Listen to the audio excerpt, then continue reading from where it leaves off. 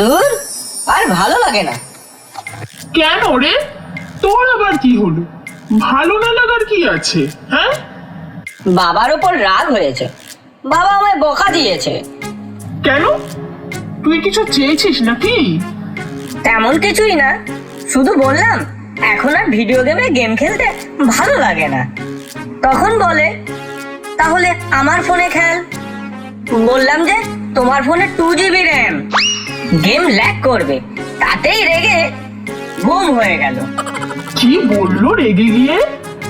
বলল আমার ফোন তো দিব্যি চলছে, না পারিস তাহলে বাইরে গিয়ে কুমির ডাঙা খেল। কুমিরডাঙা? উফ, আমি তো এই সুরের ওপর দিয়ে দেখতেই পাই না ডাঙা আছে কি নেই। তারপরে তুই, নন্দী, ফিরিঙ্গি সবাই জিতে যাবি। আর কুমির ডাঙা এখন কে খেলে বলতো?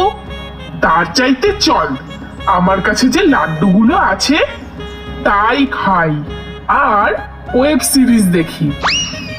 আবার লাড্ডু? এই যে তুই একটু আগে গিয়ে 150টা লাড্ডু আর 180টা কাজু বরফি খেলি।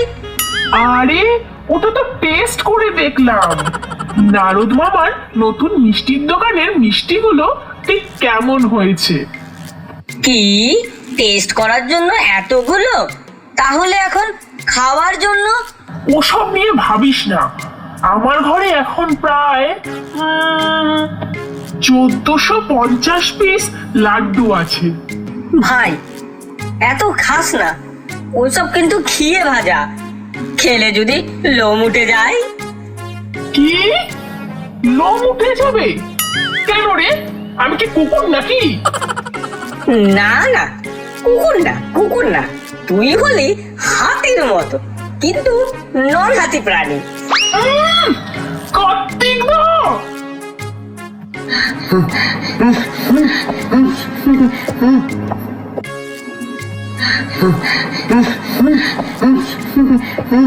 কি রে, তোর চাল বাছা হলো? মা তো রান্না বসাবে। এই তো হয়ে এসেছে, এই তো আর একটুখানি বাকি। বাবা যে কোথা থেকে কাকড় মেশানো চাল নিয়ে আসে তা কে জানে। কি রে, তোরা এত ছুটোছুটি করছিস কেন? পড়ে যাবি তো। আমি তো হাঁপিয়ে গেলাম, আমার খুব জোর খিদে পেয়ে গেছে।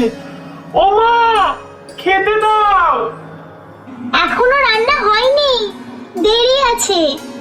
গণেশের তো সবসময় খিদে পায়। ভালো হয়েছে আমাকে ধরার জন্য দৌড়েছিলি না, এবার খিদে পেটে তুই এই ভুঁড়ি নিয়ে বসে থাক।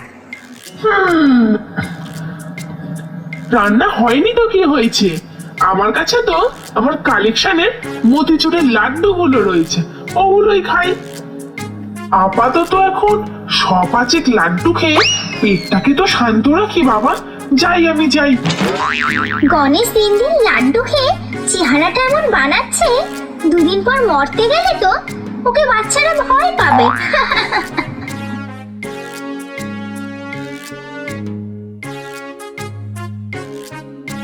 না,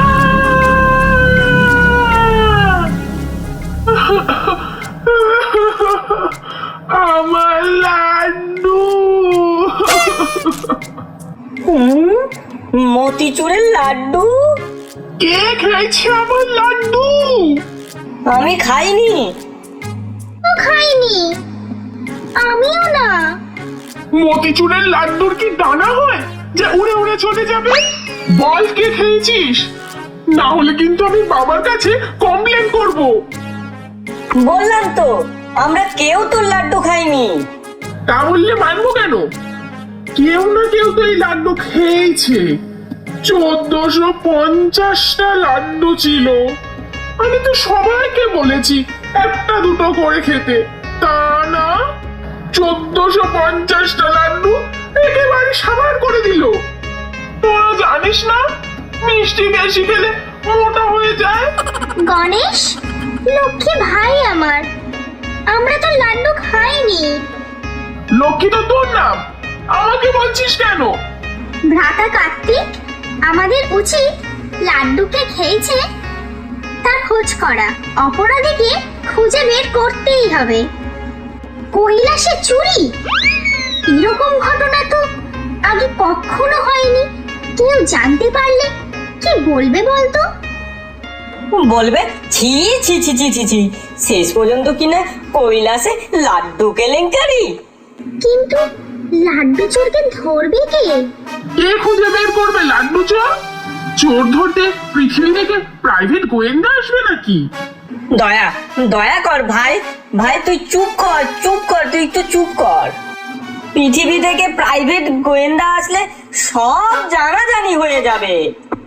পৃথিবীর মানুষগুলোর ভুঁড়ি থাকলেও পেট পাতলা হয়, ওরা কোনো কথা হজম করতে পারে না।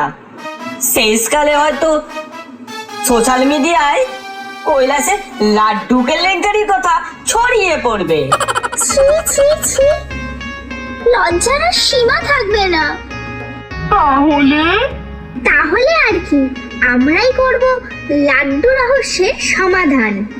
ঠিক, আমরাই করব লাড্ডু রহস্যের সমাধান। আমরাই গোয়েন্দা। আমাদের নেক্সট প্রজেক্ট অপারেশন লাড্ডু চোর। হাঁচি। এ বাবা, শুরুতেই যে বাধা পড়লো। রক্ষী করো ঠাকুর, রক্ষী করো। উফ, ভুলে যাস কেন, আমরাই তো ঠাকুর। এইসব কথা এখন থাক, আমাদের এখন একটাই লক্ষ্য, অপারেশন লাড্ডু চোর। আচ্ছা, কতগুলো লাড্ডু ছিল? 1450টা ছিল। শেষ কখন লাড্ডুগুলো দেখেছিলিস? এই তো একটু আগে তোর সাথে যখন কুমির ডানা নিয়ে কথা বলছিলাম না, তার একটু আগেই আমি দেখে এসেছিলাম। ঘরের সামনে লক্ষ্মী আর সরস্বতী ছিল, তাই তো? আমি চাল বাচ্ছিলাম আর আমি রেওয়াজ করছিলাম।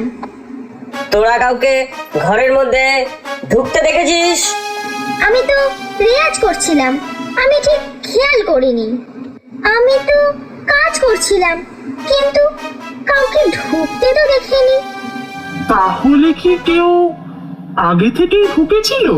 আমার তো মনে হচ্ছে এটা কেউ ইচ্ছে করে করেছে।